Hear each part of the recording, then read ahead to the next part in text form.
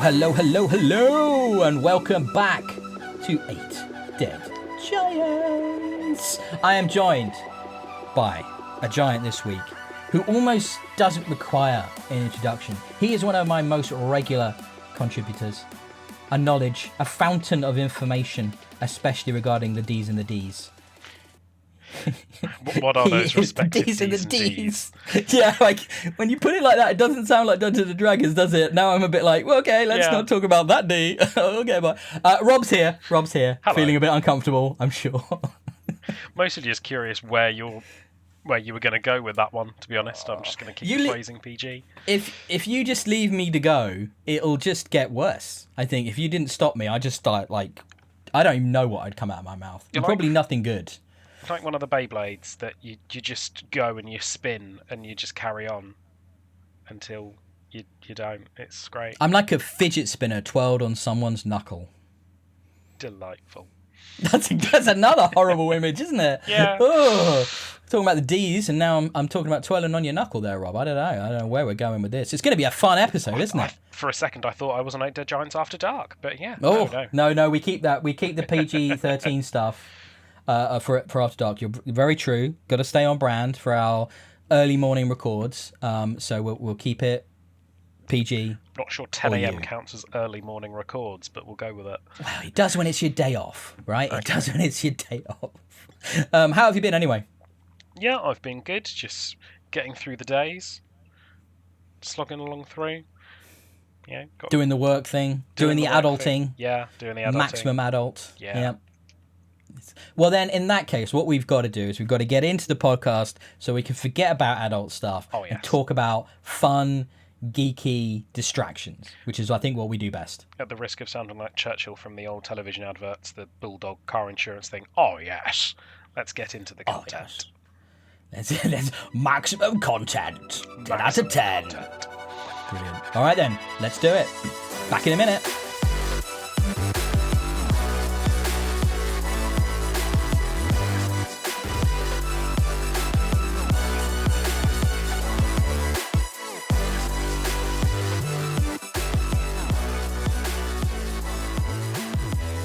So, let's talk about movies. And Rob, I am so excited because I lent you a copy of my favourite film of all time because it's the anniversary. It's 50 years this year, which to me is like brain hurting. I literally went shopping at Forbidden Planet the other day and bought, the viewers can't see it, but I'm showing Rob right now on camera a Quint action figure. I was about to say, that's Quint, right? From Jaws, having a beer, because that's what Quint has to do, right? He's got to have a beer when he's hunting sharks.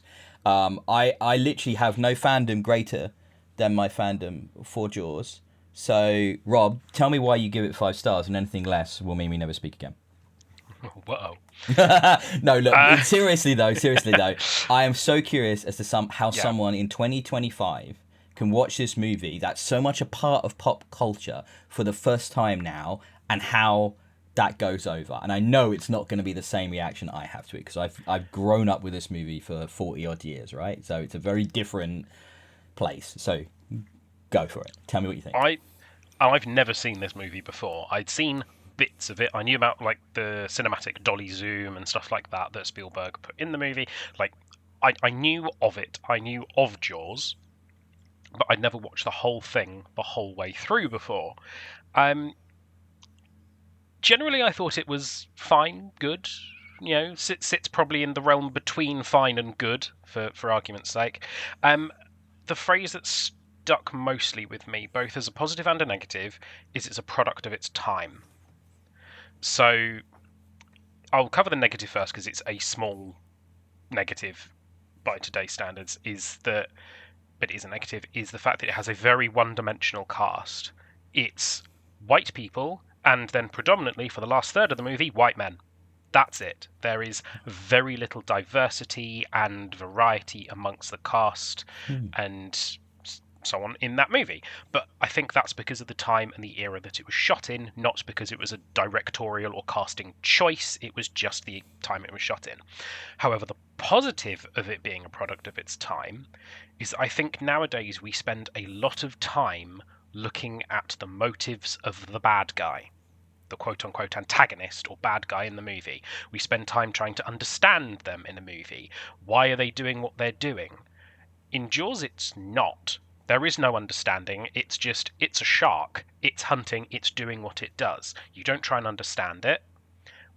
You just get hunted by it, which I think is a refreshing take compared to some of today's analogues, because there is no understanding. It's just, this is the bad guy, quote unquote, and this is what's coming for you. You know, there's no extra dimensions to why is the shark motivated to hunt. It's just, no, the shark's coming for you because it's hungry and wants to eat. It's not some biologically engineered super shark that has escaped from a lab that's obsessed with consuming human flesh. It's just a shark doing what sharks do. The whole you're going to be too scared to go back in the water makes sense. It's a very well designed concept from that side of it. Does that all make sense? Yeah, and I knew you'd bring something interesting to this. I was seeing it for the first time. Talking about, I'd never thought about Jaws in terms of the lack of diversity in the cast. I'd never thought about it like that because obviously I've grown up with it and I knew it was a 70s movie.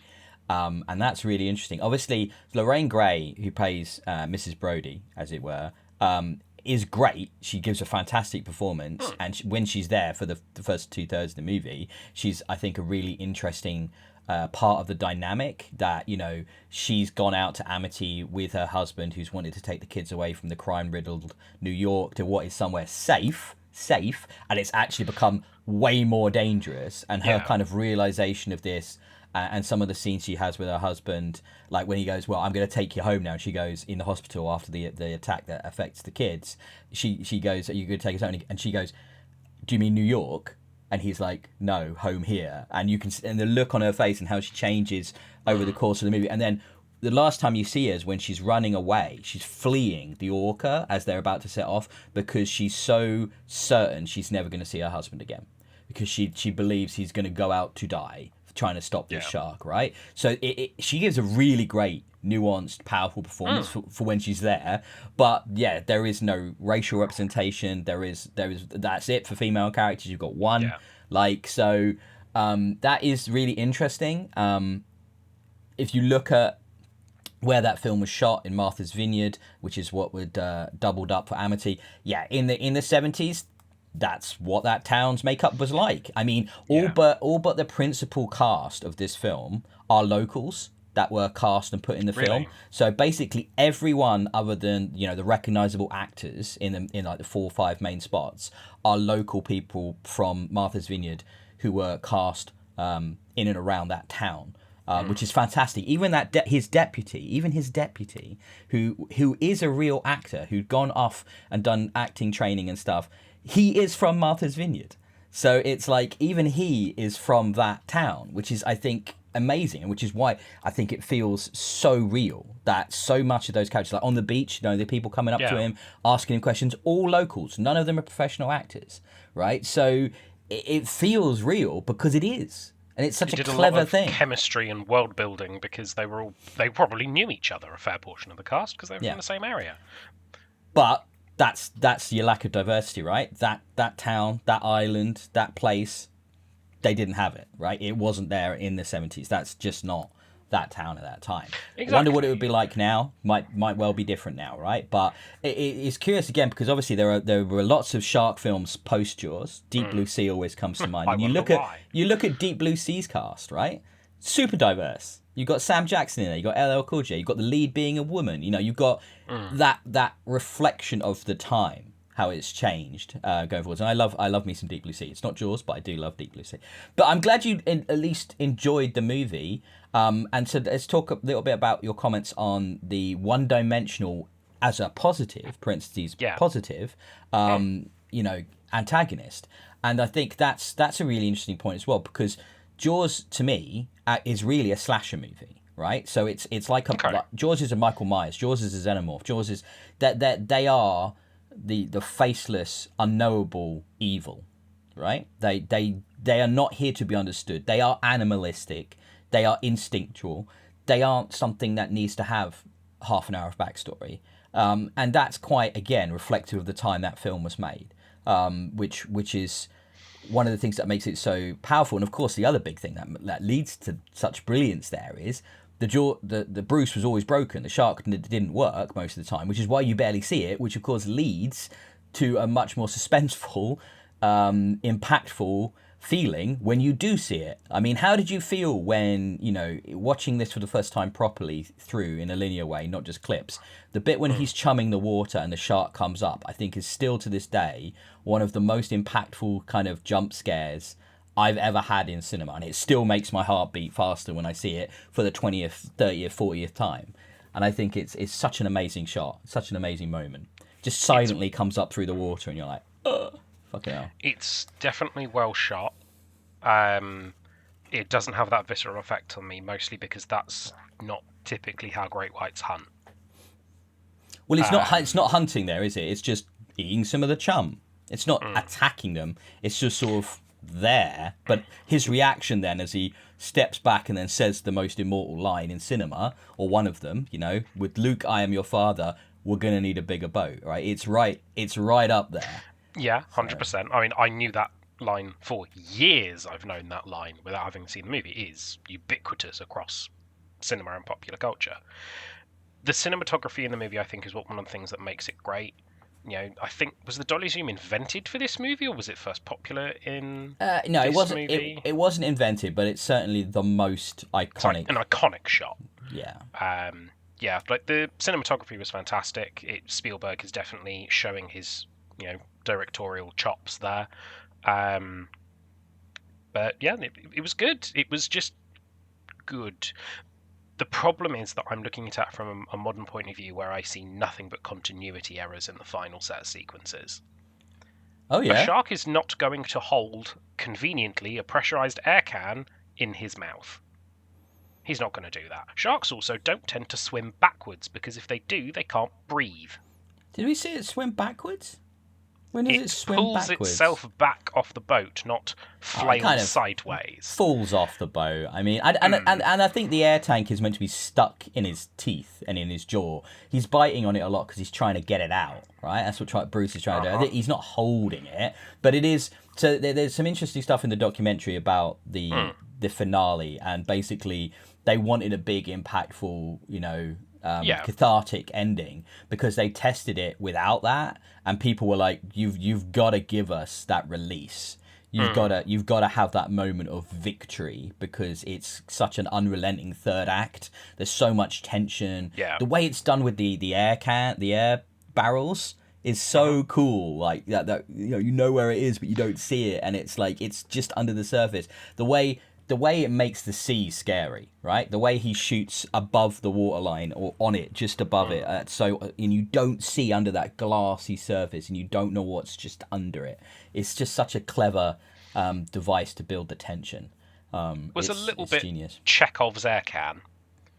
I mean, of course you knew that was going to do it. Air can, so that's going to be what does it. Oh, look, it happened. We've introduced an element of high explosive. Well, clearly they're going to explode, which is exactly what happens. But there's a reason that's a well-used trope, because the audience isn't meant to be surprised by third act revelations. You're meant to have your anticipation built towards it. So it's like you need to sow that seed. Yes, once you understand the language of film, those things do stand out more and more. But you should still be able to appreciate it and be like, that's a good device. I mean, absolutely. I mean, there's plenty of that, But I think Hooper surviving, I think I wouldn't say that was expected when he pops back up at the end. That was surprising that he manages to make it down to the reef, seabed, what have you, and then survives at the end, which was nice. I kind of liked Hooper as a character. I think he was probably my preference over Quint. I wasn't especially sad Quint died, and over Brody as well. I think it's an interesting one for me, Jaws. When I picked up my Quint action figure the other day, the Hooper was there, the Brody was there, but I think they're all amazing. So the way I see that film is the first act is Brody's act. The second act is Hooper's act. Third act is Quint's act. Even though Quint dies before the conclusion of the film, it's all driven by his hunt, his desire for vengeance, his hatred of sharks, right? Is the driving force of that third act. You obviously get that incredible Indianapolis speech, which is a true story, which Pretty what really harrowing happened. backstory, to be honest. Absolutely terrifying, and the way he tells it is so you're there and you feel it, and it's that's an incredible piece of acting from Robert Shaw there. And my favorite character kind of feeling switches between them like pretty regularly. I growing up, I definitely loved Brody, and then I've really loved Hooper at times, and I think I prefer Richard Dreyfuss's performance in Close Encounters of the Third Kind. He's incredible in the lead in that. But then Quint is just so myopic in his approach, and he's just such a douchebag. But he doesn't care. He's not looking to make any friends. He's just, I'm here to kill sharks, and that's brilliantly kind of Great White Hunter, man against beast. A very kind of honest portrayal of that type of singular mindset, which I absolutely adore. His performance in that as well. I mean, they're all brilliant, and I think that film, I still say that film, I mean, it gets better the more you watch it, because you pick up like the quieter scenes. To me, like one of my favorite scenes is when he's having dinner with his kids at the dinner table, and the kid starts to do the mimicking with the hand gestures and stuff. It just gives you so much character with so little dialogue. It's just, it humanizes them, doesn't it? It's insane. Yeah. That was a very nice sequence. It humanized Brody and didn't just turn him into protagonist man. It was, he's the dimensions of being a father, being the police chief or sheriff, whatever. It gave him depth, because he wasn't this traditional 70s dad that didn't really give a shit about his kids and, well, I'm going to smoke and drink and do whatever, rah, rah, rah, which is a trope that you do commonly see, and then they get comeuppance for that. But, he obviously cares about his family, and that shows, and I think that's really nice. I mean, the ultimate indication of how much he loves his family is he's moved them to an island to keep them safe from New York, and this is a man that hates the sea, and he's sacrificed his own well-being and feeling of ease to give his children a better life. And it's like, he's a really lovely guy, like, if you think of it that way. Like, he's a really top-notch fella, and and they're just really good parents, the two of them. Like, they're a really good partnership that work really, really well together. What did you think of the mayor? I thought he was very typically generically mayor, to be honest. Like, he wanted to protect the town's interests. He took some level of steps. He made poor decisions and then was harrowed by them after the fact, which you could clearly see in the hospital sequence. So, generic mayor. He was fine. I think it's a great performance from Murray Hamilton. Would you be surprised if I told you in the book, and originally in the script they ended up not doing this, there is this kind of much deeper connection between the mayor and the politics of the town and the mob. So there are these criminal interests that are tied into the business and the finances of the town, and that's where the drive to keep the beaches open at all costs kind of came from. But they ended up not using that in the film. So that's... In a platform like a book, that works. In a platform like a movie, I think that would have detracted away from the protagonist-antagonist of human v shark. And it would be, there's also another side of humans that are technically bad guys, but there's nothing you do about those, but they're just bad guys and it's fine. Like, I think that would have muddied it a bit too much. I think keeping that strict dichotomy between humans and shark, I think, was the right choice, rather than having shades of human. But if that movie was made today, you can guarantee that subplot would be in there to add that depth and add that nuance. And like I was saying, it's not then the product of its time anymore. It would be more complex and deep, and I just don't think it needs it. I agree. It's deep enough. I agree, and it moves at a good pace. You have good sequences, good horror, good tension. And then really good character stuff throughout, and it builds horror really well. Horror is strong. Oh, definitely horror. When Bill Bill Gardner's film I describe as a horror movie. Oh, what about when Bill Gardner's severed head pops out at the bottom of the boat? How would you not call that horror? It's rated 12. Yeah, but I mean that's because it's older. Not horror. That's a horror. That's horror. What about when Quint's being chomped on by Bruce and gets cut in half, basically, and his bits of flesh hanging from his teeth when it breaks into the side of the orca afterwards? That's horror. You can't tell me that's not horror. All right. Just I know what you mean though, right? Where people's kind of definitions of horror have shifted because horror has become a lot more extreme. In the subsequent 50 years since that film came out, and then ratings are also very strange as well now. I can't imagine that film would only be a 12 now. I don't know. I think rating is a lot more conservative than it used to be. Say I'm looking at the 12 on the copy of the 4K Blu-ray on my desk. I'm not doubting that it is, but I think if that came out now, I'm not sure it wouldn't be a 15, to be honest. But there you go. So, Jaws 2 next? I don't know. Jaws 2 is good. Not as good, but I've heard good. It's the best of the sequels. Yeah, they get weird. Bar. They get weird. The third one is really strange. I think you should do them because the third one is such a departure. It is a very strange film. Very strange. It's the third one where the descendant of the shark magically senses that someone related has gone somewhere else and has to go and swim to go and deal with it. So that's the fourth one, and I actually think that's closer to the first and the second one than the third one is. The third one goes in a very strange direction. Yeah, I don't want to spoil it. I think you need to watch it. Okay. I have them all on 4K Blu-ray. I'll lend you the second one. I am not shocked. And you can head into Jaws extended universe. Now, the question is, what would I give it out of 5? Yeah, because you know what scores. I would. No, we don't. No. You give it 17 out of 5. You're going to hate me, and this is going to be a wider topic across. No, I know what we continue to discuss. 3 out of 5. Yeah, no, and that's kind of where I thought you'd put it.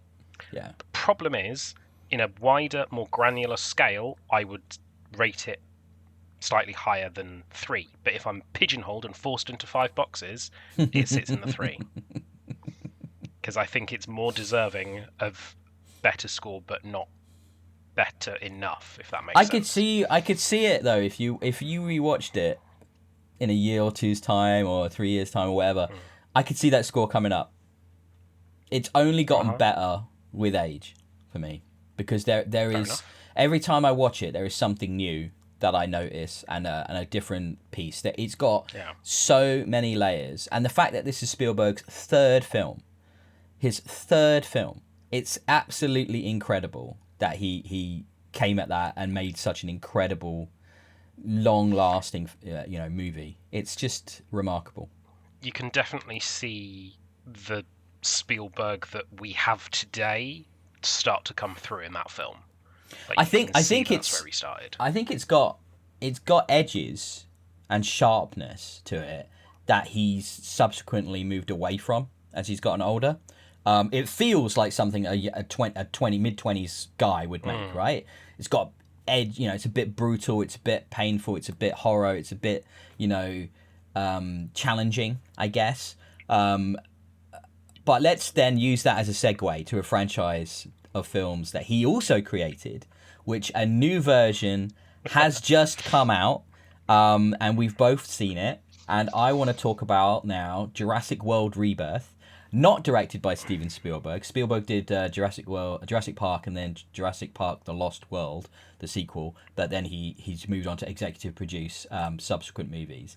So I kind of want to talk about this as itself, but I also want to talk about it in terms of the legacy of where it connects specifically to the Jurassic World brand, which spun off of the Jurassic Park brand, as it were. Because I think those Jurassic World movies, that starring Chris Pratt and Bryce Dallas Howard, got progressively kind of worse as they went along. The third one, people give a pass to because of the nostalgia of having the original cast back, but it's still not a good movie. The second one is truly terrible. They have to do something with the third one to redeem the second one, because like you said, the second one is literally a garbage fire. The thing I really like about this movie, directed by Gareth Edwards, who did things like Godzilla, the first Godzilla movie. Well, I say the first Godzilla movie made in the West. That's not quite true. But of the new franchise that started off the Monarch verse. I love that movie. And that is a brilliant movie. And you can see that director here at work, right? He's got an approach and a style which has come. It's quite consistent, right? He likes playing with certain colors. He likes shooting things in certain ways, and he likes having certain types of cast dynamics. And they are just as apparent here, I think, in Jurassic World Rebirth as they are in that Godzilla film. Also going to jump straight into. He also likes not having the big thing show up until the last 5 minutes of the film. And everything's red. He loves red. Yeah, he loves the red. Big into colour red lighting. Like, he's huge for that. And smoke. Like, it's funny because there are some seriously very similar things between this and the Godzilla movie. But I feel like this is a reaction to those Jurassic World movies where they spiraled and spiraled and spiraled in scope. He's brought this back to one island, a straightforward quest kind of situation, a quite tight cast, a fairly, concise concept. And I think it's all the better for it. Like, I had a really good time with this movie. The concept is still hitting the Jurassic World problem of dinosaurs aren't scary enough. So we killed most of the dinosaurs off. It's now mutant dinosaurs. Just have fucking dinosaurs be the problem. They're scary enough. You don't have to meld them and mash them together into some bulb-headed, light-sensing, six-armed weirdo that only shows up for 5.5 minutes of the movie because it's in 30 seconds of footage at the beginning and then 5 minutes at the end to provide a climax. Just have dinosaurs be the problem. Well, and that's a lot of the movie is just dinosaurs. It's not just the mutant dinosaurs. It's just that third act kind of relies on that a little bit. But I definitely think the third act is the weakest. I had what I was impressed with actually is some of the depth of character, right? So Scarlett Johansson, I thought, with opposite Mahershala Ali, they are both, I think, really good actors. I don't think Scarlett Johansson always gets enough credit for how good she is, partly because I think a lot of the projects she's been involved with they're not asking a lot of her in terms of her ability. But if you look at Under the Skin and you look at some of her more indie stuff, she's really, really good, right? She's really good actor. And then obviously everybody knows Mahershala Ali. I'm not sure how to pronounce that first name, but he's really good. He's an Oscar winner. And we got backstory and we got quiet moments of character interaction, which I thought did, this is the Gareth Edwards effect, right? That he is letting characters sit and letting them interact and letting you build that connection with them.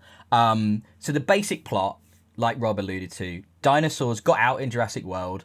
They're all over the planet. Unfortunately, they don't like our climate, it turns out, and they're dying off, and they're only living around now equatorial regions. So they're kind of let's retcon all that out. Let's get rid of the world bit. So I'm not really sure why they're still calling it Jurassic World at all, but, IPs are strong, I suppose. And then we're going to go to an island because we need samples to create a super drug for the super rich. To stop heart disease. But then I get the impression it's kind of going to a cure-all, so genetics, blah, blah, blah, blah, blah, whatever. So we're going back to another island. Turns out it's the InGen sort of experimental R&D island. Turns out they had a lot of islands. Fine. And this is where, as Rob said, they kind of made hybrids and did horrible things to dinosaurs which already shouldn't have been back from the dead. So it's kind of the ethics be damned. We're just going to fuck with them. And we get I think the hybrid stuff is the weakest bit, but the giant flying ones are great. For that bit, the whole kind of boat chase scene with the underwater one was from Jurassic World, if you remember. I believe it's meant to even be the same Mosasaur. one. The Mosasaur, thank you. That's incredible. All of that was so cool. And then how it's working with those finned dinos to hunt the boat. And just there's some Spinosaurus. See, clearly Rob knows his dinosaurs more than I do. I like my dinosaurs, which is why I'm not a fan of this movie. Because of the liberties taken in that third act. Yeah, 100%. I mean to me that's the director, right? You're hiring the guy behind it's the Godzilla. Writers. No, but there's a reason he's taken that project on, because it's monsters. It's a monster movie, and he's really good at doing monster movies. So he's come on to do another monster movie, and that's okay. So I knew that's what we were going to get going in. So I'm not. I like dinosaurs, sure.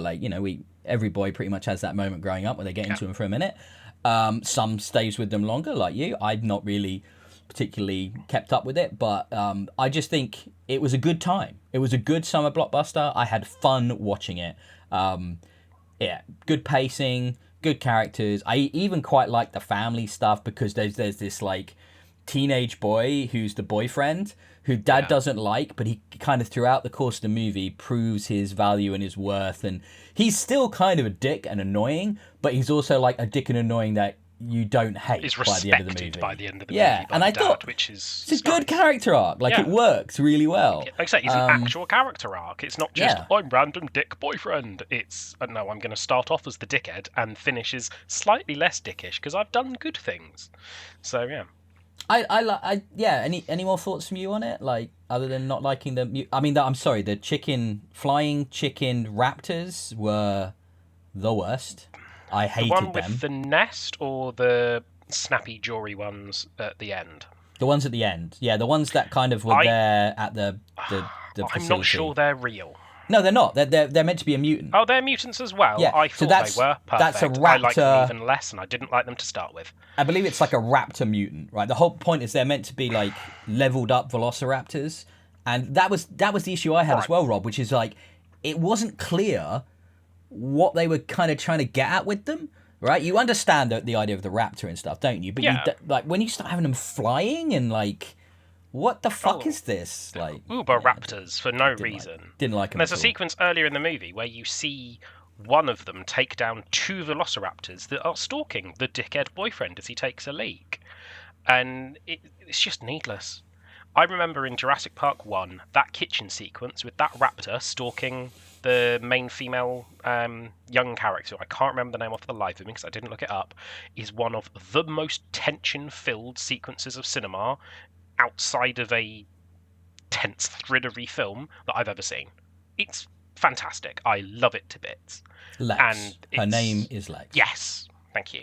And they just don't do a good job with them here. Like the raptors are meant to be the pinnacle of they're our size and they're better than us, and they're shredded in like 30 seconds. I quite like that gag as throwaway gag. You think, oh, the boyfriend's because at that point in the movie, right? Visual story, movie storytelling that's told us to expect a death, right? So you feel like there's a death coming due to the beats that have happened previously, and then obviously he's sneaking off. Oh, this is it. This is where we're going to lose this somewhat ancillary character. It's a believable level of threat for that character. So when they subvert it and they actually has it so the character doesn't die and he's sort of saved by something else, I actually quite like that because that's playing with the genre and playing with the viewer's expectations. I actually like that gag. But in general, that the flying raptors is just not a good idea. I just did in the third act in and around the research facility, town, place. I just didn't like them at all. I thought they were not scary. I didn't feel threatened by them. And then they mimicked, didn't they? They mimicked the kitchen scene in the supermarket. They kind of do the aisles and it's in there with them. It didn't work nearly as well. Like it wasn't as terrifying. Not even close. Something about the design of them was not scary. They looked stupid. They had these big hanging jowl necks. Yeah. And then the wings that were kind of also claws, and it's just like they looked silly. They didn't look scary. I think the mutant Rex is quite scary with its bulbous head and its kind of grotesque gorilla arm things going on. I think that's quite a scary design. Quasimodosaurus. Yeah, I think that's kind of unnerving to look at. It is quite scary, but the little arms going. But then it's got big arms as well, and it's like that's very unnatural, and that's why it felt kind of scary to me. But the chicken raptors were not. They look stupid. No. So it's a difficult fine line, isn't it, I guess, from a creature design perspective. It's probably one of those situations where obviously they'd been concept arted, and when they shot, they're not on set, they're CGI. So there's a vision for what they're going to be, and you have to wonder how close the company behind the CGI got to Gareth's vision of what that was going to be, or was there budgetary issues, time issues, where they've had to go, right, this is what we've got, we're going with it. Don't know. Or was it just a mid-level idea? You'd have thought, though, if you've done such good work on the D-Rex, which I think is what it's called, like Degenerate Rex, I think they call it a D-Rex, I've read somewhere. Wow. That's, I think, well-finished, well-crafted, it's gone through iterations. I wonder if they had that much time on the chicken raptors. Someone just went on a Friday at 5:15, raptors that can fly, and they went, yeah, fuck it, that'll do. You know, that's what it feels like. Chat GPT, make me some raptors that can fly. Yeah, okay, there you go. Generated an image over the weekend, and they just ran with it. It was fine. It was a fine movie. The character arc saved it. Yes. Yeah, what would you give it? Do you want to do scores? Yeah. I'm going to give it 4. I'm going to give it 3 out of 5. Yeah, I think it was better than all the Jurassic World films. It was better than the third Jurassic Park film. I think it's up there for me, with the first 2 Jurassic Park films. I think it's easily the best thing they've done in the Jurassic franchise since Spielberg stopped directing it. I have a soft spot for Gareth Edwards as director. I think he's got a great visual style, a really fun, dynamic direction, like the dark. How he plays with dark and reds and the smoke, and yes, it was very Godzilla. The bit when the D-Rex takes out the helicopter is very cool. That was a subversion of expectation, in all fairness to him. Like there's some cool, but it is like watching a Godzilla sequel at times. It feels so Godzilla-y. But that's not a bad thing. It's a great movie. Those Godzilla movies now, because they're very good. Some very boring. I have them all on 4K Blu-ray because the wife's a big fan, so I made sure we had them in the collection. But the first one, I think, is the best one. Like, honestly, and people complain that you don't see enough Zilla, but that's why it works, right? That's why it works. The second Godzilla one for me is my favourite, which I think is Ghidorah. They all blend into one in my head. Yeah, they all blend into one. So, how can I pivot that into another film to talk about? We've got so many movies to go over. Things that blend into one. How about a superhero section? Yeah, let's do the superhero section. Talk about Superman, where all the characters talk like James Gunn. Oh God, this was a bad film. This was a bad film. I think you disliked it even more than I did. I kind of went in the mids. Come on then, talk about why you hated it so much. I'm curious. You start the film with Superman losing. Yes. He loses a fight, and he's off in the Arctic, Antarctic, wherever the he is. And Crypto, his in inverted commas, dog, comes along and drags him off to the fortress. And it's just like, no. Superman is the one that has to walk around the world like it's made of glass. Because if he properly exerts himself, he breaks everything. He has to be full of restraint and hold back and be the paragon of truth and virtue. And he loses. Well, 10 seconds in. Yes, and that was very. I listened to an interview with James Gunn. That is a very conscious decision. It's the first fight he's ever lost, and that's kind of like why this is a turning point in his storyline, because this isn't an origin story, though it kind of is. Well, yeah, it is. Sort of. That was a very conscious. That was very intentional. Yeah, listening to the interviews with James Gunn. But we don't. Correct me if I'm wrong. We don't actually see what he loses to. Yeah, because he's fighting him. He goes back and fights him. That's it. Yes, dude in the suit. Ultraman. That's. Do we? How much spoilers freedom do we have? I'd say, because it's been out a while now. I think let's do a spoiler warning and just go. Just spoiler warning. We're going to talk about Superman. Yeah. Let's get into Superman. Yeah. So he's fighting himself in a suit controlled by Lex Luthor because it's a dodgy clone. Like, no. Just do Bizarro. Like, don't jump through so many hoops. Do the opposite Superman that does the cold vision and the hot breath, like Bizarro. Don't just do, he's a dodgy clone. Yeah, but Ultraman is from the comics. I mean, that is a character. He just irked me. Okay. Lex Luthor annoyed me. The entire Luthor Corp concept annoyed me. Why? Because he's treating fighting Superman like a fighting game. That is not what Lex Luthor should do. That is not what Lex Luthor does in the comics. He doesn't go, well, if I input the right commands into my controller that I'm holding, Ultraman will win. You know, because he does treat it like fighting. C4, A7, and Ultraman, whoever he's pretending to be at the time, does those particular moves to counter. And it's like, yes, you've technically got the idea that Lex is beating Superman with his brain, which is kind of what Lex does, but you're not doing it very well because it's not actually Lex doing the beating. Lex in the comics is the character who works out to the point of absurdity so he can be the strongest human there is, because he wants to beat Superman at being Superman.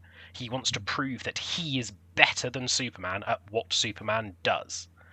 But Interesting. it just doesn't land. He's just this snarky, envious little whiny dickhead who turns around and has his own little private prison dimension.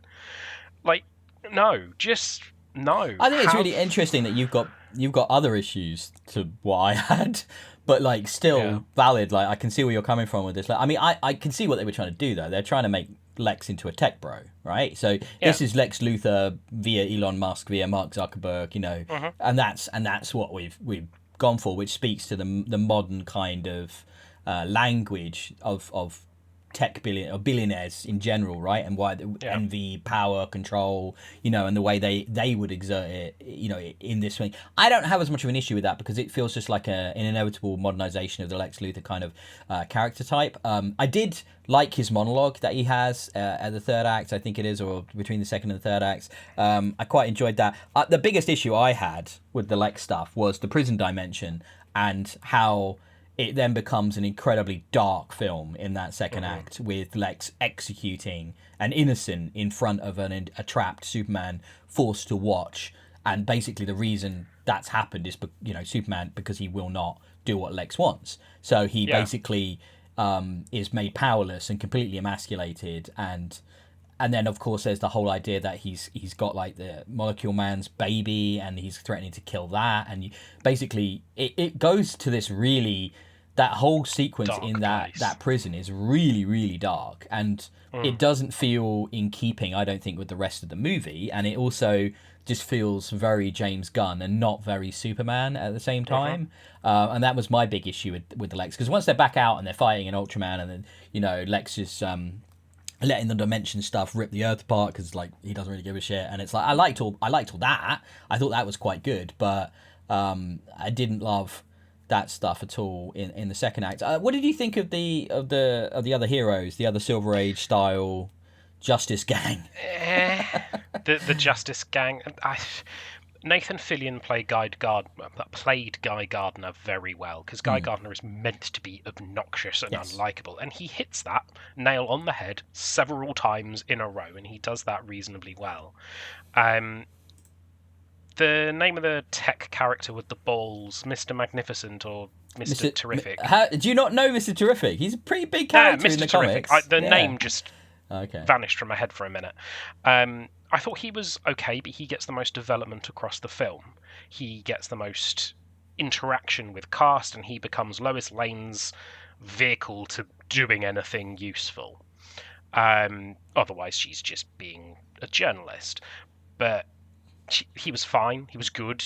Then Hawkgirl was pointless. She did nothing apart from be a bit moody.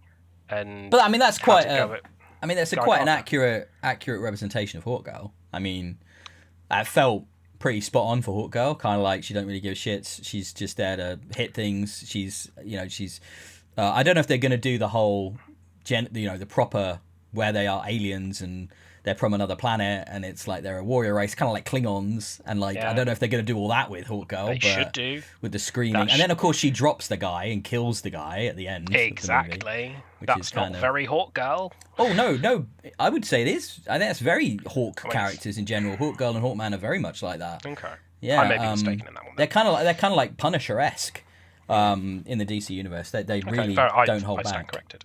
Yeah, but so that's obviously you recognise the actress from Last of Us. So that's Dina. Because I've not seen Last of Us. Oh, okay. I just assumed you had. I thought everybody had. But she's Dina from Last of Us, Isabel Merkt, and I think she's a good actor. I'm hoping she gets more to do in subsequent films. But I thought they felt accurate. But it's kind of like I had some weird let's talk about the big thing, right? The retconning of Superman's parents. Oh God!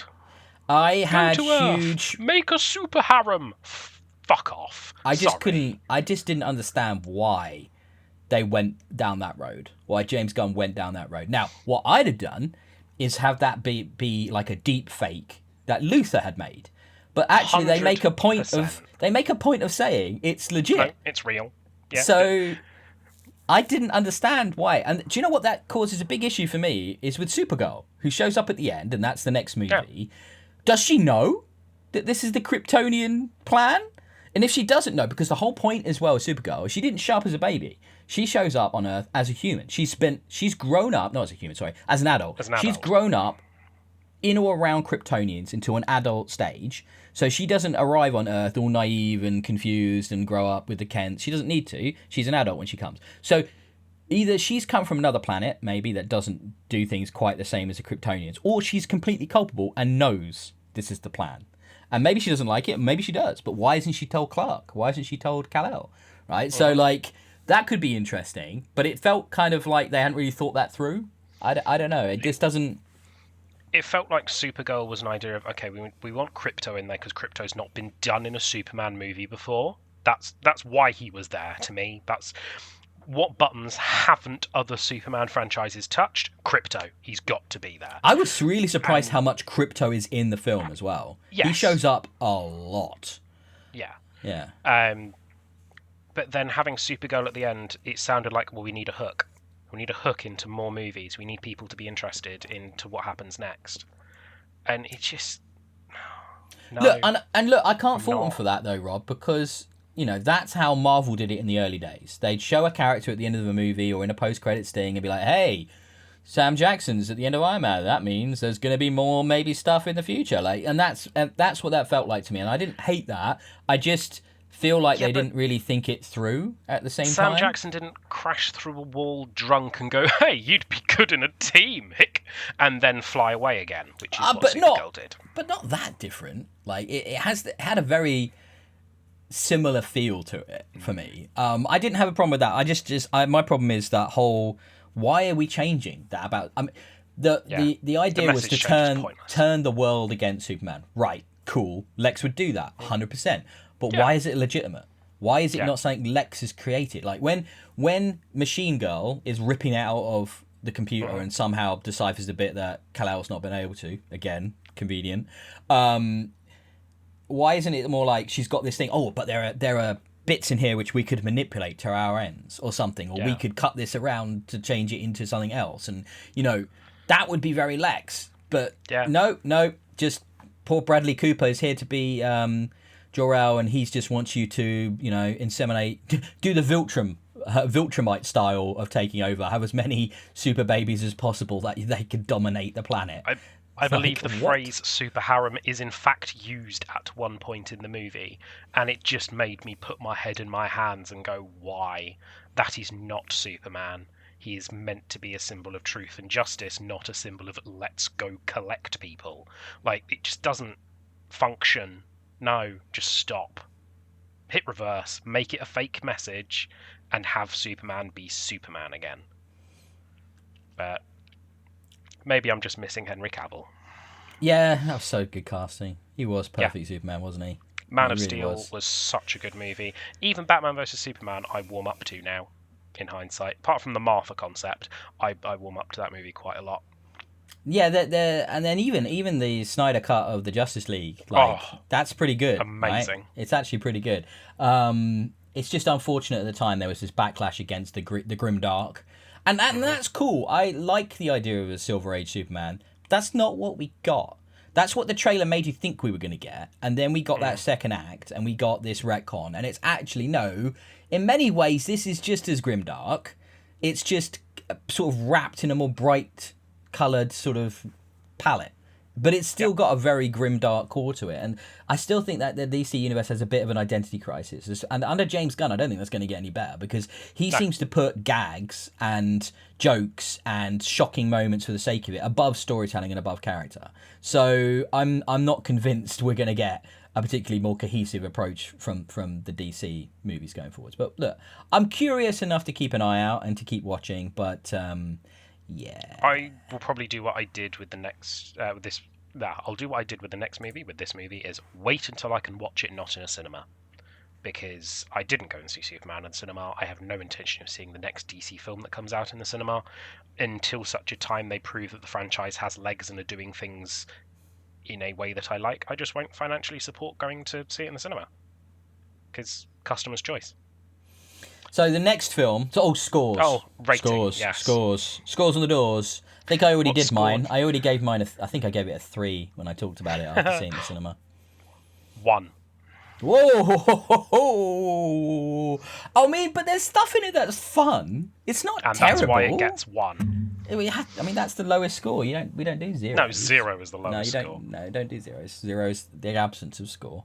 But wow, 1. Wow. Yeah. Okay. I did not like this movie. God. Wow. You really didn't. You really didn't. Okay, fair enough. It's a couple of hours of my life I'm never going to get back. Wow. Okay. I'm hoping the next superhero movie we're about to talk about is one you liked a bit more, because I think this is probably the best superhero movie of the year. Unfortunately, it seems to be the one nobody went to see. I mean, that is also quite a low bar considering the volume of superhero movies we've had this year. We've had 4, 5 movies. Yeah. 5 superhero movies this year. It's 4 or 5. I'm trying to remember now. But yeah, you remember we've had Captain America, we've had Fantastic Four, we've had this, and we've had Captain Superman. America, Right, Thunderbolts with the star at the end. What did we think about Thunderbolts, Rob? It was fine.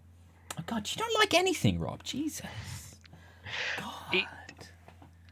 It was fine. Like, they pushed together a bunch of characters that typically we haven't cared about. What they do to Taskmaster is just terrible.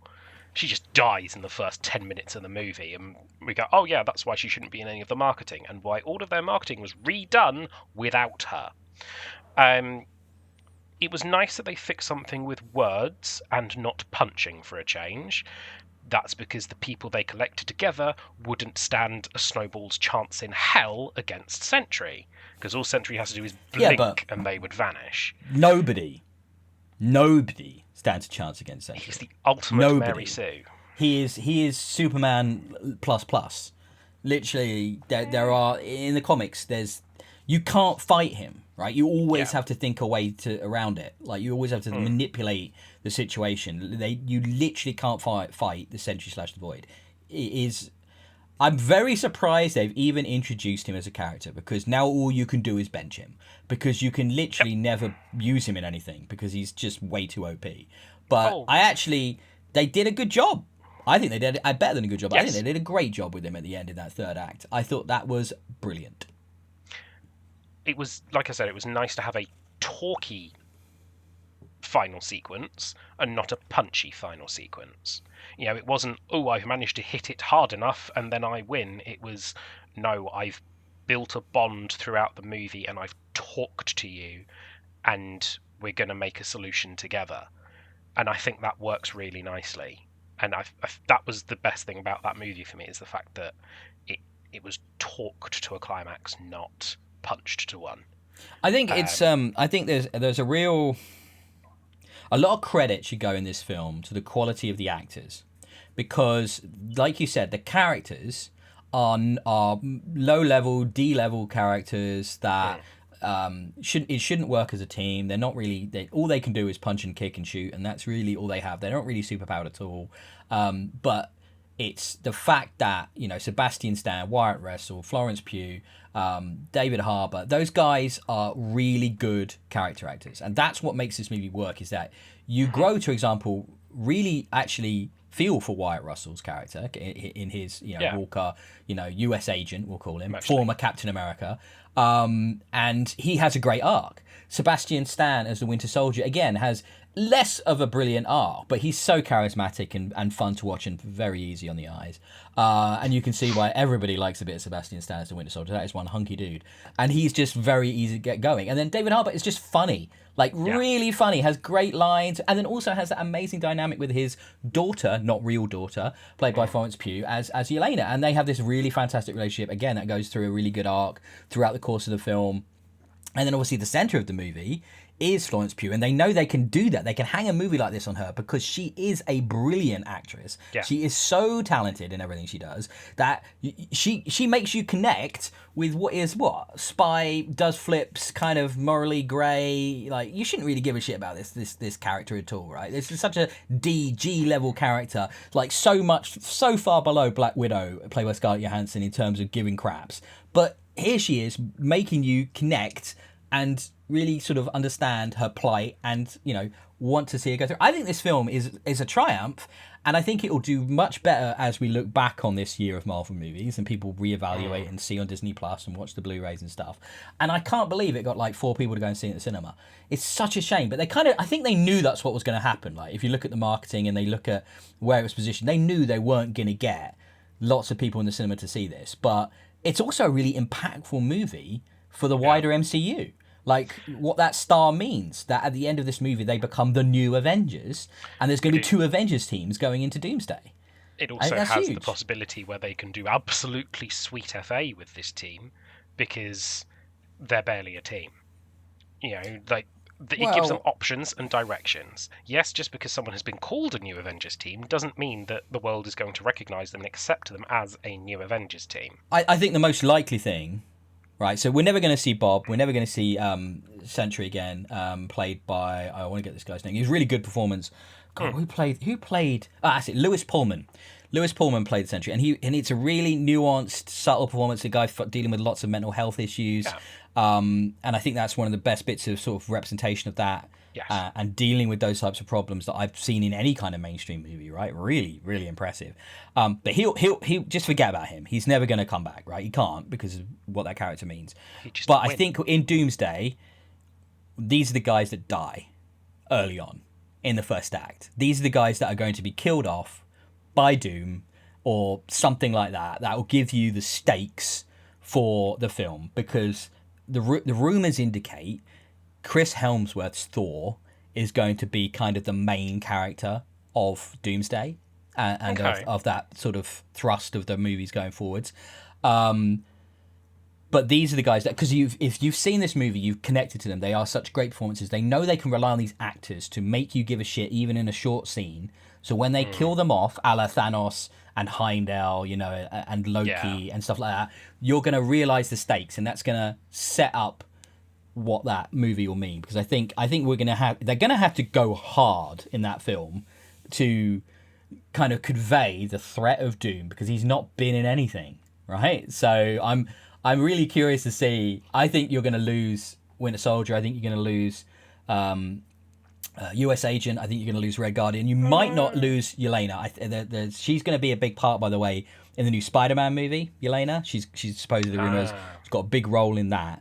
But it seems to be, she might stick around just because she's so well regarded as the actor and stuff. But I think you lose 3/4 of that team straight away in Doomsday. Yelena's character is defined by loss, because all she's done is lose people. Yeah. So keeping her around to see through that journey, I think, makes sense, and have her lose everyone around her. Losing Alexei, i.e.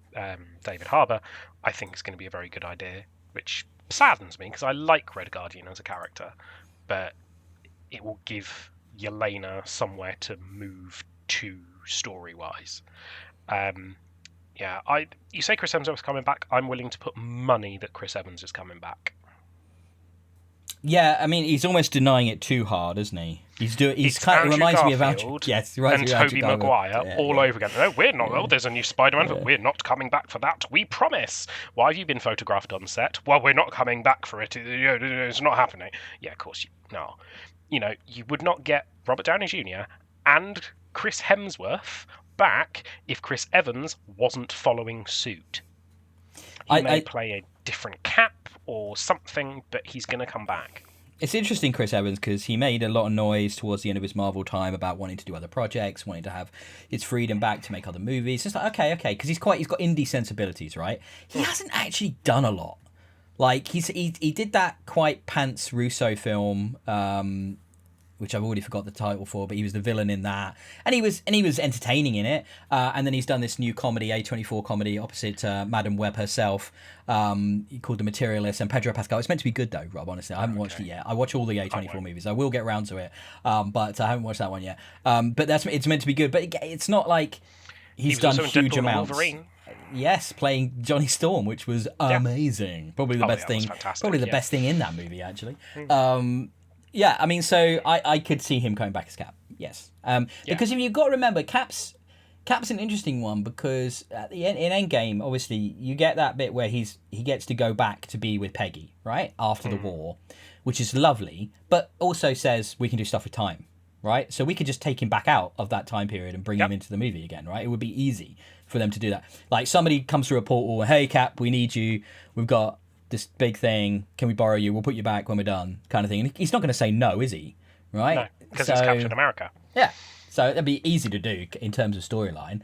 I hope so. Equally, I love his Cap. He's the best. They could turn around and do Hydra Cap, because we're getting, I believe, Battleworld as a concept. We could get Captain America come on screen, everyone goes, oh my god, it's Captain America, yeah, and he ends the scene by going, Hail Hydra, and everyone would freak out. Or you just have him kill a hero. Yeah, like, just straight up, cold blood kill US agent. Ah, that would be good. Yeah, that would be good. It would be a completely different dimension to a character he's played, so that is something I could see happening. Yeah, it's still very, like, they could go in so many directions with this Doom stuff and the alternative universes stuff. I'm very, very curious. I'm excited. So, final thoughts on Thunderbolts? It's fine. It's good. Oh my god. Yeah, it's fine. I'm wondering what movie needs to do to be loved by you, Rob. You are such a harsh critic. I like Infinity that, War. but it's hard. That's a 5-star movie for you, is it? Infinity War. You're going to hate me. Is a 6-star movie for me. Like, it is a. It is a fantastic film. This is fine. It's fine in bits. It's good. It's just fine. Okay. There are significantly better superhero films out there, and I don't think it's fair to put them in the same category as I'm forced into 5 boxes. So this also gets, from me on the rating, 3 out of 5. I don't know if I scored it back when it came out, but yeah, I'd give it a 4-star. It's my favourite superhero movie of the year. So how do you feel that Thunderbolts, Jaws, and Jurassic World, whatever the fuck, are all rated the same? I think your ratings are not what I would have given them as ratings. They're also vastly different movies and should be scored separately. And this is an ongoing debate Ben and I have around scoring scales. So how I dislike 5 stars. When is a Marvel movie not a Marvel movie? When you have Captain America doing a film that is, and he's not playing Captain America. That's my really awkward segue into discussing a straight to Amazon Prime streaming movie called Elevation. Have you heard of Elevation? I've heard of the physics concept of elevation, where one thing is higher in verticality than the other. I've not heard of the movie. So this is a movie starring Anthony Mackie and Marina Baccarin, who you might remember as Deadpool's girlfriend/wife. I think they get married, don't they? And other stuff like Firefly and things like that. The concept, right, is quite a neat elevator pitch. Monsters come up from underneath the ground and all over the world, but they will not go above 8,000 feet in elevation. So the survivors of humanity have refuges above 8,000 feet in elevation. So that's the elevator pitch. And then the thrust of the movie is a fetch quest, 2 fetch quests, get to lab to find way to fight monsters, and get to hospital to find medicine to save son. Right? That's the movie. That is the entire plot, concept, thrust of the movie. And I actually respect a film that can set itself out so neatly and concisely. And then it's a 90-minute to 2-hour movie. It doesn't waste any time, and they have to go below the elevation line and to do this fetch quest. So Anthony Mackie is the father, Marina Baccarin is the scientist lady. When I first started watching the movie, I was like, oh, this is going to be so terrible. But they do some things which make it above kind of average for me. First of all, Marina Baccarin's character is not a love interest. She is the grumpiest scientist you've ever met. She hates everyone. She's hard drinking. She's completely miserable and myopic. She thinks the world is effed, but I might as well try and do something to do something about that because I'm carrying all this guilt, survivor's guilt, and there's layers there that is not what you'd expect. Anthony Mackie plays it very straight. So there's really no humour in this film. It's very much a survival quest situation. And then the monsters are kind of like giant armoured ants/bugs that come up from underground, and they can sense people by detecting the CO2 that they breathe out. So they basically can find you anywhere at any time. They're very quick, and they rip you to shreds, and it's pretty horrible. They do well with a pretty tight budget. I don't know the director. I'll give him his credit though, George Nolfi. I've never heard of him before. It's Anthony Mackie, I believe, was an executive producer, so he was involved with driving the film towards its creation and getting it made. I didn't hate the movie. There is some, what I would say, extremely ambitious sequel bait at the end of it to leave open the door for more.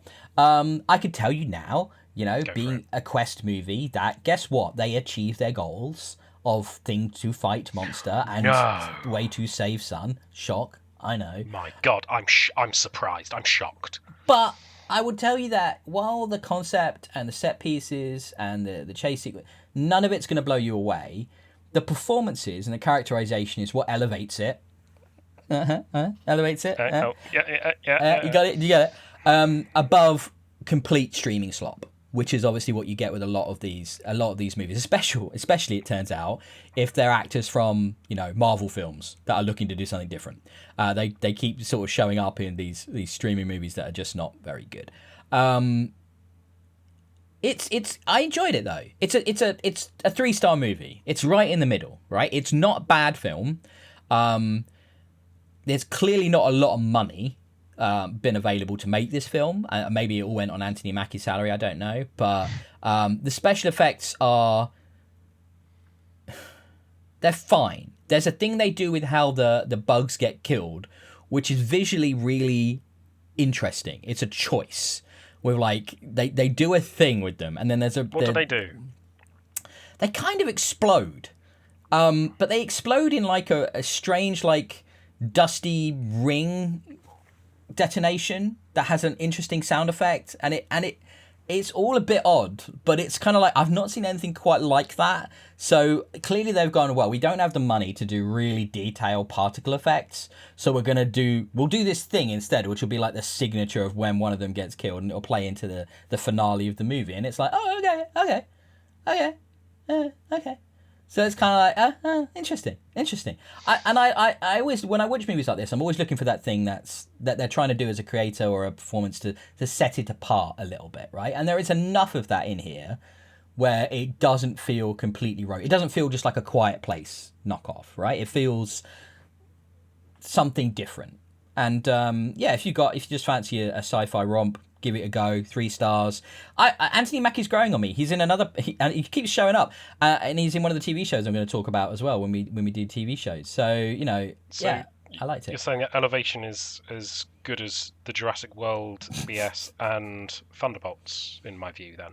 Well, I couldn't say where you'd rate Elevation. I wouldn't say this was as good as Thunderbolts, but I gave Thunderbolts 4 stars. So. Yeah. Okay. However, would I say it's as good as Jurassic World? No. Again, I gave that 4 stars. So there you go. That's your rating may differ. So finally, I'm going to talk about the proper movie that I've watched recently. This was brilliant. And so freaking weird. So this is directed by Ari Aster, who makes weird movies, right? Challenging, strange, quirky films. And this is a movie called Eddington. Have you at all even heard of Eddington, Rob? I wouldn't have thought so, to be honest. So this is an A24 joint, my favourite indie production company that seems to be the only kind of game in town for green lighting strange movies. This stars Joaquin Phoenix, who is brilliant in pretty much everything he makes, except maybe Joker Part 2, which is bad. I've not watched that. I don't intend to. Super bad. But also my favourite guy, known as Reed Richards, that is Pedro Pascal. There we go. So, and then Emma Stone is in this as well, as the kind of lead female character who's playing Joaquin Phoenix's wife. She's gone through such an interesting transformation. She used to be like the teen movies and quirky girl. She now does these performances and where she just looks like otherworldly. Like she's got this look to her where, and there's a way approaching performances where she's really like removed and disaffected and she kind of turning into like a Tilda Swinton style actor. It's really interesting the direction she's taking at the moment with projects. But anyway, Eddington, it's a western. It's a modern western is how it describes itself. But I think the most interesting thing is when this is set. This is set in 2020. So this is set during lockdown, during coronavirus, pandemic, paranoia, and insanity. And that is the major factor that informs everything in this film. It is basically a film about the descent into madness that happens within this small town in the Midwest. It is crazy where this film goes. I don't want to spoil any of the specifics because it takes some turns in the third act with Black Lives Matter and Antifa that y'all wouldn't have expected. But it's all feels so real because it's like that's what things were like in 2020, especially in the US. Like it's so easy for us to forget what we all lived through. This is the first film I've seen which really examines what that period was like for people. And it's different in the UK. It wasn't quite like it was in the US because they obviously had BLM stuff really kicking off majorly as well at that time in the US with everything with George Floyd. And it was also a bit different because of the way the Americans approach personal freedoms. So the idea of saying you have to wear masks and you have to stay inside and you have to distance. I think the British keep quiet and carry on, keep calm and carry on. We're a bit more compliant to the kind of orders given from on high. But there are certain parts of the American culture which are incredibly against following sort of state or federal directives, and that all comes into this. So you know, Joaquin Phoenix is playing the sheriff of this town. Pedro Pascal plays the mayor. There are odds. They don't get on because of stuff in their past, but then it's brought even more to the forefront because of what's happening in COVID, and that just pushes people further and further and further over the edge. Like people, and it's so easy for us to forget what it was like to live through that fear, that paranoia we all felt, that feeling that we didn't know what was happening, that we didn't know if we would survive. That was the real. There were so many conflicting emotions, people's mental health being challenged in so many different ways, and their physical health as well. It was crazy to think. And you watch a movie like this, and you feel like that didn't happen to me. This is fiction, isn't it? No, this is real. I had to wear masks. I had to social distance. We couldn't go shopping. You know, we couldn't go out and see people. That's something that really happened to everybody for a really long period of time. And this movie is fantastic for exploring that and making you face into it, and then it goes in just crazy places. It also explores, like, the other big element that came out of that era was the kind of resurgence of conspiracy theories, because nobody felt like they were getting enough information. Different governments in different parts of the world were sharing different types of information. There was conflicting reports, conflicting theories. It was just chaos. And it's so easy to forget what we lived through when we lived through that chaos. Because I know my coping mechanism was just to kind of like focus on the things around me that I could control. I kind of almost tried not to worry too much about the wider stuff because I knew it could change tomorrow. It could change in an hour, right? You had no bedrock. You had no stability. Everything was chaos. And it's really weird to think that we only lived through that 5 years ago. So I highly recommend Eddington. Great performances, really interesting movie, challenging movie, beautifully shot. There's an incredible scene where Joaquin Phoenix is going through the town at night. I won't say why, but it's completely deserted, obviously, because of lockdown.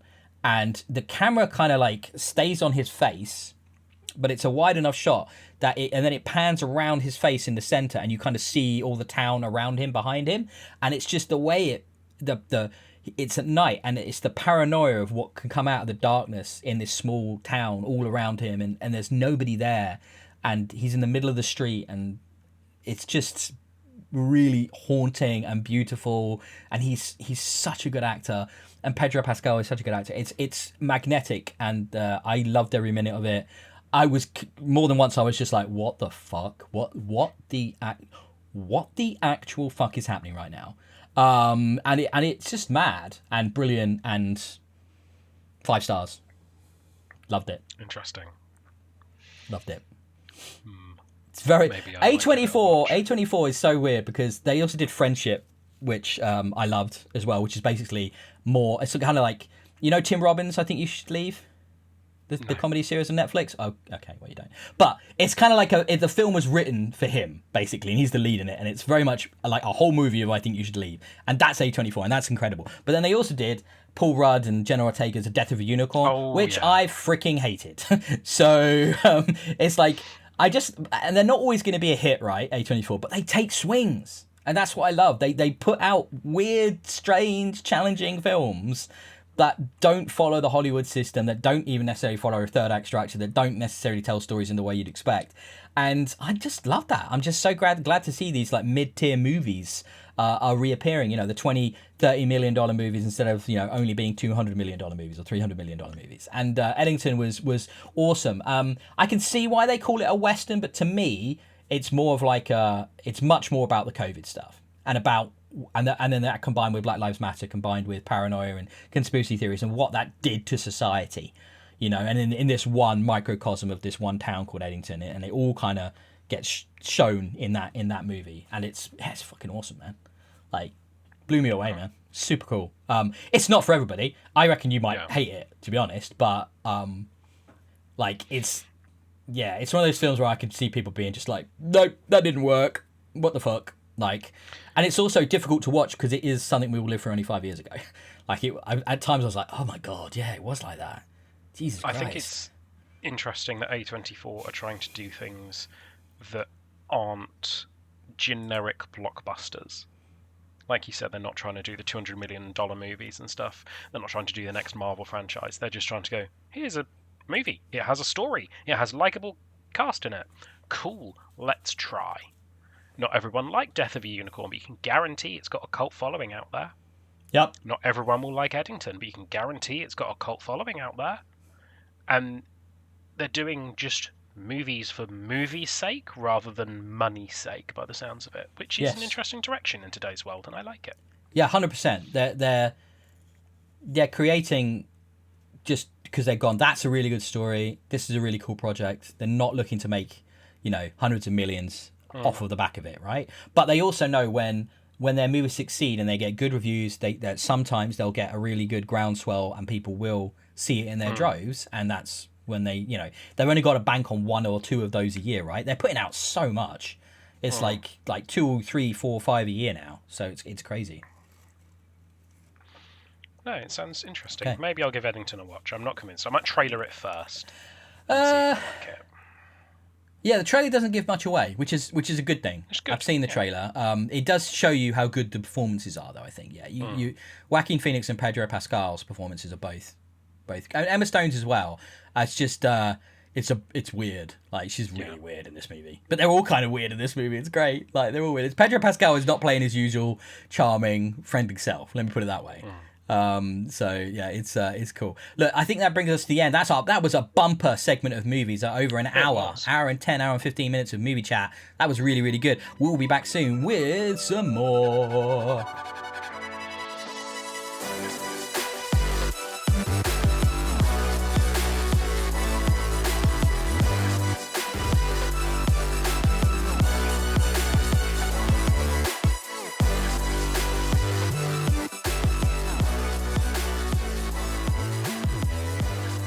And now I think we're going to move on to a giant I don't bring up often enough, because it is one of the big giants in my mind, and I engage with this stuff consistently all the time, and I always forget to include this on the podcast, and that is comics and books, because I read a bunch of graphic novels and comics, and I'm always listening to audiobooks.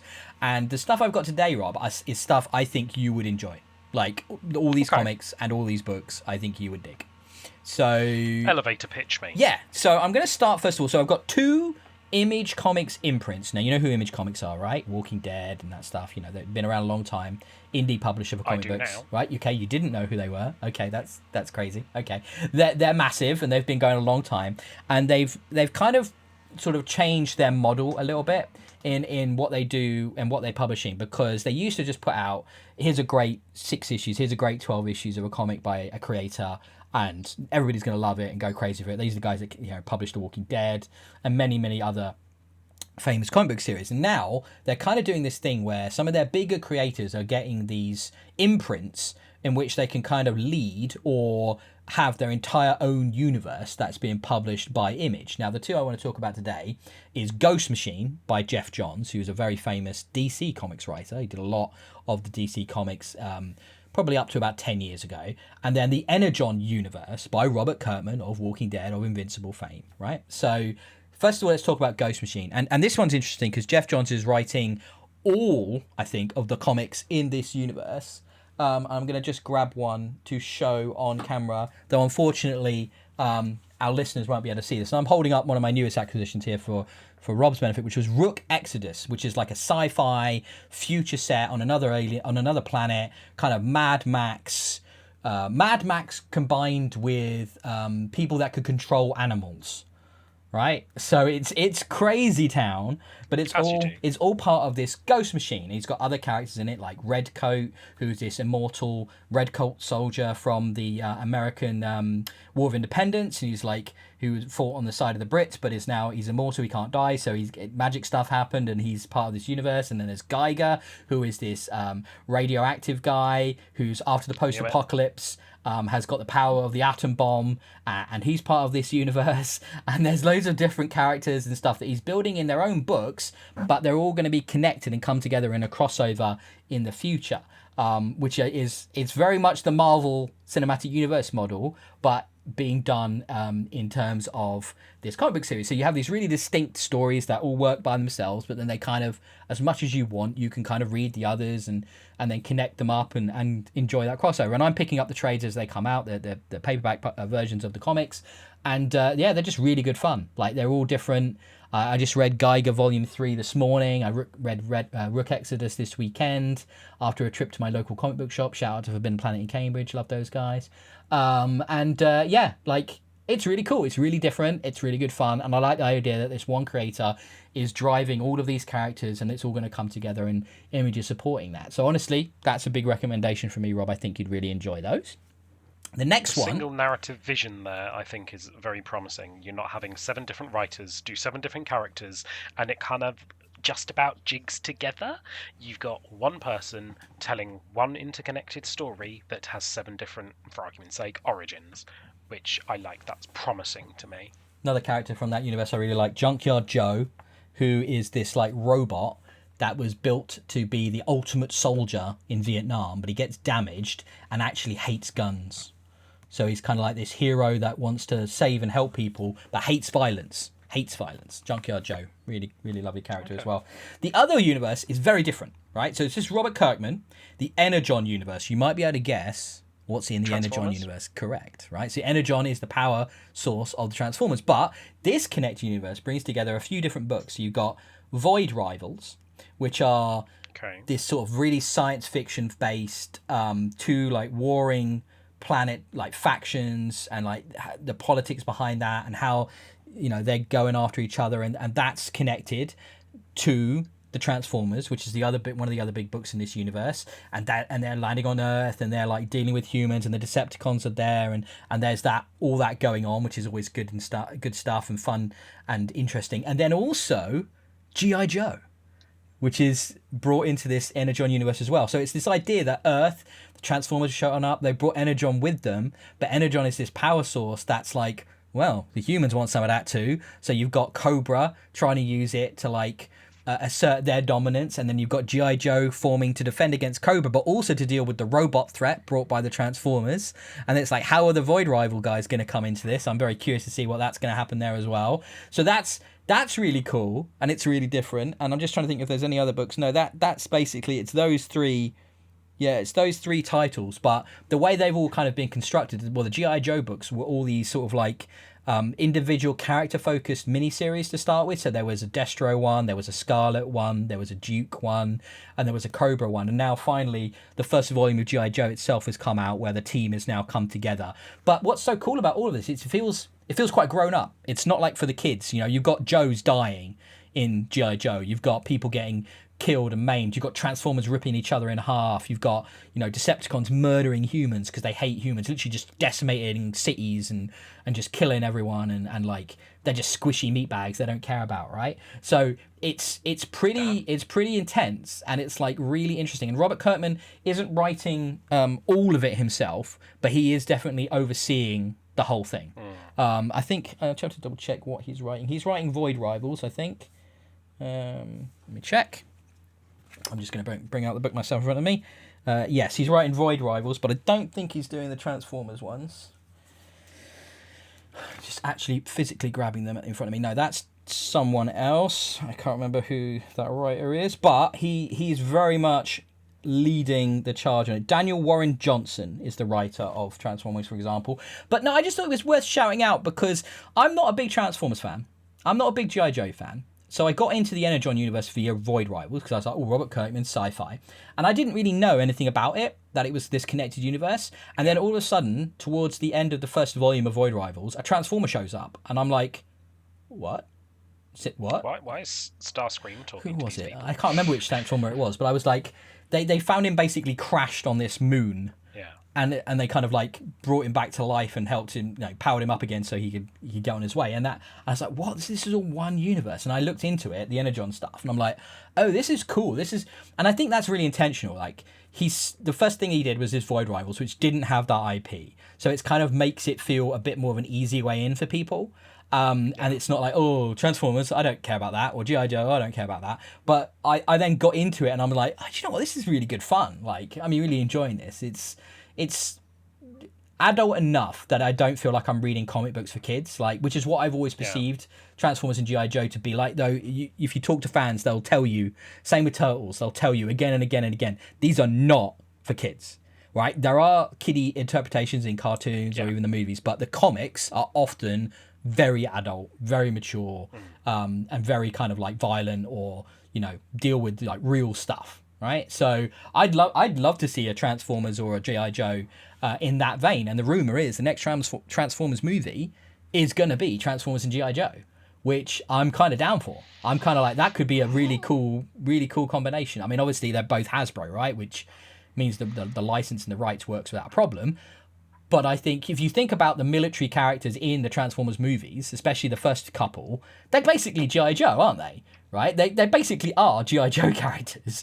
So just put the named ones in there. Give them the code names. Have Duke in there. Have, Shipwreck and the other stupid named G.I. Joes. Why not? Like, it works. I think they're going to need to do some distancing between the original two G.I. Joe movies, because everyone's going to go, hang on, where are they going to show up? Go on. Go on. Where are they going to? A very early Channing Tatum movie, first G.I. Joe movie. Yes. It was not bad. The first one was okay. Fine. The second one was just terrible. Yes. I mean, wasn't it Joseph Gordon-Levitt as the Cobra Commander?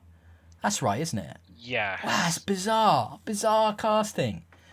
And So Christopher weird. Eccleston. Yeah, as Destro. He was good. Yeah. He was good as Destro. And that's one of the things I'm enjoying in the G.I. Joe book, is that they're really nailing that. Cobra Commander thinks he's hot shit and the big boss guy, and Destro's like, no, we're fucking partners. Stop doing stuff without my say-so, or I'm going to have you. And it's like the tension between them is really, really well written and fun to read. So, yeah, look, comics are awesome. Like, they're not in as good place as they were about 10 years ago. Like, Marvel and DC's output has been really hit and miss. The best stuff coming from Marvel right now is their random licensed IP stuff. So their Alien and Predator comics are awesome. Like, they just did Predator versus Spider-Man, and in that, it's like this very 70s feeling New York. That it's really hot, obviously, because Predators like it when it's hot. Yeah. And then the Predator orchestrates a power cut, so it's blackout, really hot. So everybody's like losing their minds. And there's a Predator stalking through New York, killing people, and Spidey's trying to deal with him, and other stuff happens. I don't want to spoil it. And now the new comic book that's finished, and the new one that's just kicked off is Predator Kills the Marvel Universe. So it's the Predators, like, big spaceship shows up on the moon, loads of them, led by the Predator King, and they're gonna like take out the Marvel heroes, all of them. They've already killed a bunch of them, like, in the first issue, and it's like, this is crazy, this is awesome, like, it's so much fun. It's not gonna happen. Wolverine just wins.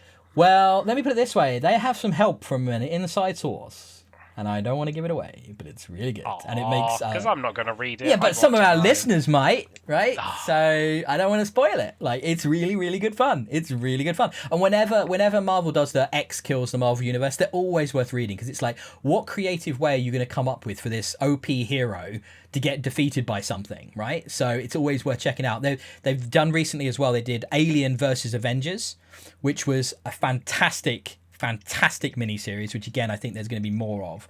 But basically, they brought the engineers in. They did the David characters were in it. They explained what had happened and how the Xenos made it to the Marvel Universe, and it was actually like drawn by Rebirth, which is one of the greatest like European artists working in Marvel Comics. It's such an awesome comic because it's all set in like a slightly futuristic Marvel Universe. Like Tony's really old and stuff because they've been fighting the aliens for so long, like basically, and it's right at the death knells of the universe. They've basically been defeated, and it's like the last ditch attempts to stop them.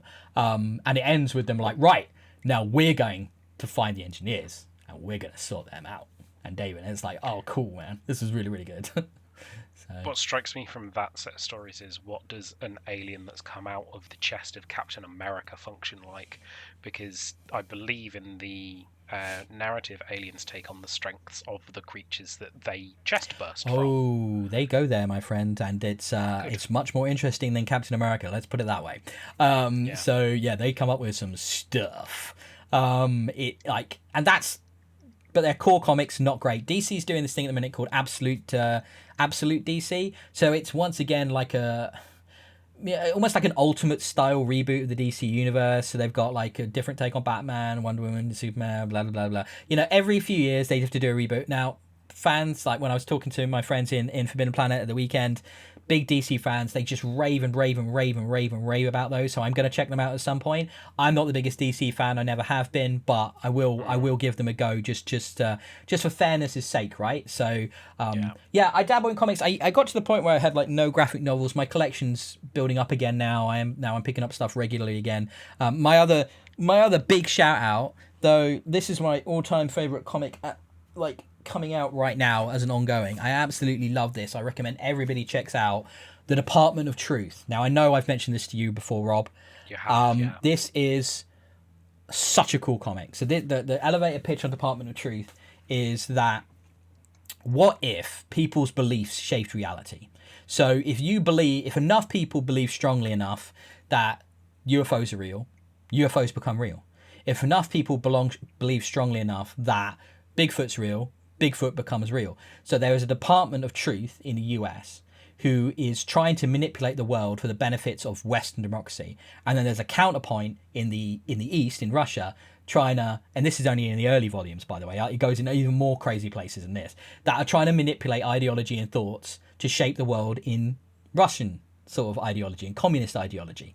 And they're at war with each other in this like ultimate Cold War of belief and thought. And it's all about conspiracies, and it's all about cryptids, and it's all about aliens, and it's all about, you know, who shot JFK and the mob and all the good stuff. So it's like, I love it because I love history and I love that kind of modern sort of society and the construction and formation of the United States, and now its seeming downfall and collapse, right? So yeah.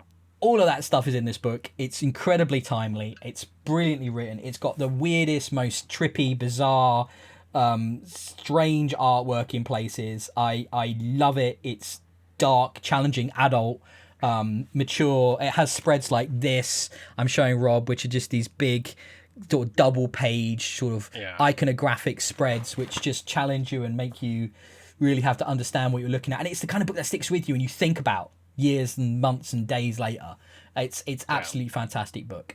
So highly recommend Department of Truth as well. But yeah, we'll do more about comics, I think. I'd love to get you reading more comics, Rob. I know you dabble, but I think we could get you into more of them. Yeah, mostly it's the Marvel and some DC stuff I end up reading. It's the non-Marvel stuff and DC stuff where the good stuff is, though, unfortunately. But you have to sometimes wade through real shit to find the good ones. Yeah, there is a lot. There's a lot that isn't worth it, right? But there are some absolute gems out there. But yeah, consider Ghost Machine, consider the Energon Universe. Highly cool stuff. So next thing, comics done. I want to talk about a book I've been listening to. If I said to you Mike Drucker, would you know who that was? Nope. Okay, so video game journalist, worked for IGN, worked for Nintendo at one point, has worked for, I think, Disney. He's also a comedian. He's written for people like Saturday Night Live and various comedy products and TV shows. He's very funny. He's a really good writer. This book is called Good Game, No Rematch. It came out this summer. And I'm listening to the audiobook, but that's read by Mike Drucker as well. And this is basically about his life. It's kind of autobiographical about his journey and what he's been through, but through the viewpoint of the games he's played and the impact games have had in his life. I just listened to, you'd love this, I just listened to 2 chapters in which he went purely into his D&D campaigns. So it's not just video games, but he's talking about his love of D&D and giving some examples like we talk about D&D, where he talks about his campaign that he did with his friends and what happened and what his character was. And you'd love that so much, because I was listening to it thinking, oh, that's a bit like what happened when we played and when we did that. It was really good fun. But so video games as well. But it's a really sort of touching, real, heartfelt. This guy, has had a very realistic, challenging life. It's not all been easy, right? And he's had lots of different careers and he's still going, but it's just like the love he has for gaming and the love he has for geek culture and counterculture and stuff like that is just, it jumps out of the page. It's an easy listen. It kind of comes across like less of a book and more of like a 7-hour podcast, like it's a novel, but it's also very conversational and very relaxed, and it just like, it's not just nostalgia, it's also real and heartfelt. And then he's got those interesting life experiences where he's worked for Nintendo and he's worked for these corporations and IGN, so he's got the insidey kind of approaches and knowledges as well. And I'm always excited to check out new books around gaming culture, and this was one I picked up with an Audible credit on Audible, and I highly recommend it. Yeah, so Good Game No Rematch by Mike Drucker. I need my next Audible credit to come through then. Yeah, I think you'd like it. I think you'd really like it, because he's like, it's someone you could imagine in our sort of like, and I'm guessing a lot of people's friendship circles, right? That he's just one of those guys, and like, nerdy like us, and you'd be able to chat to him for hours, and it feels very much like he's just telling you stories about what he's done and what games he loves and things like that. So yeah, really cool. Maybe I'll reach out to him and see if I can get him on the podcast.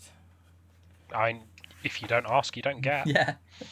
See if I can get him on Twitter. Say, hey, loved your book. Come and chat shit with us. Yeah, I'd definitely listen to his book then. Yes, I'm sure you would. Speed listen. Yeah. So yeah, that's a little shout out for comics and books, and that brings us to the end of this section, and we'll be back soon with a little bit more.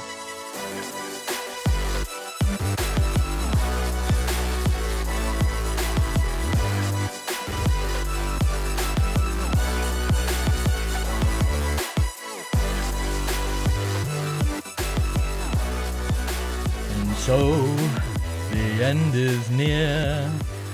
Draw the final curtain. That's the end of another episode of 8 Dead Giants. I bet you weren't expecting me to sing, were you? That was not on the limited edition 8 Dead Giants bingo card that I had in front of me. It's actually on the card here. I got this email. Things they don't want you to do. Don't sing on the podcast, Ben. It says here, underlined, double underlined, in bold, don't sing. But, I buck trends. I have to push the envelope. You do something with the trends, for sure. Rhymes with buck? Well, who knows? No comment. No comment. Not after dark. We talked about that. Exactly. Not after dark. We can't be going PG-13. Though I even forget. I probably swore when we've been talking about 100%. stuff, and I don't even remember swearing. Yep. But yeah, another good episode. Lots covered, lots discussed. Always have fun hanging out with you, Rob. Always good to talk nerdy with you. Always a pleasure to be here. Good. I know, as people might know, Rob's the DM for our Dungeons & Dragons. He's helping me. He's going to be helping me do something very special for Halloween. I'm going to be running a one-shot, and I'm not going to give anything away here, but he's going to be my consigliere to help me construct the most disturbing, upsetting, real one-shot anyone has ever experienced. I want people to cry. I want people not to be able to sleep out of fear. So that's my Halloween one-shot goals. So nice, attainable, simple goals then. Nice. I mean, I could just dance and sing. That'd probably make people unable to sleep. I mean, I am planning on driving to this one-shot, so I will just get in my car and leave rather than... You won't be able to drive, though. Your nerves, they'd just be too shot. You have to sit there for a good hour after the fact to calm down. Delightful. Yeah. So yeah, Rob's going to help me do that now. I know that bombshell. That's been another episode of 8 Dead Giants. Where can you find us? 8deadgiants.com. All the links, all the orange, is there. Go and check it out. Subscribe to the social channels. I mean, all I actually put on the social channels is a new episode's up. Check it out. So honestly, best thing you could do, really, ignore the social channels and just subscribe to the podcast on your favorite podcatcher, be it iTunes, Spotify, on Audible. I love it so much that you can get this through Audible. It makes me feel so legitimate, and it's so not earned. And it's like, it's just brilliant that you can get this on Audible. Like an author. Like we're proper creators. It's great. I mean, we definitely properly create. We create something. Whether or not... Content is created. Correct. Yes. That can't be argued with. No. Quality, and that could be argued. That's subjective. But it is. But content is created. That is correct. So until next time, check out that content. Check out the back catalogue if you've not listened to some of these episodes. They're evergreen. They're all good. Like, all of them are worth listening to. Lots of amazing chat from us, from me, from Rob, from Matt, from Leah. You name it, we chat it. So, I'm lost. I'm going to go now. Bye, everyone. Goodbye.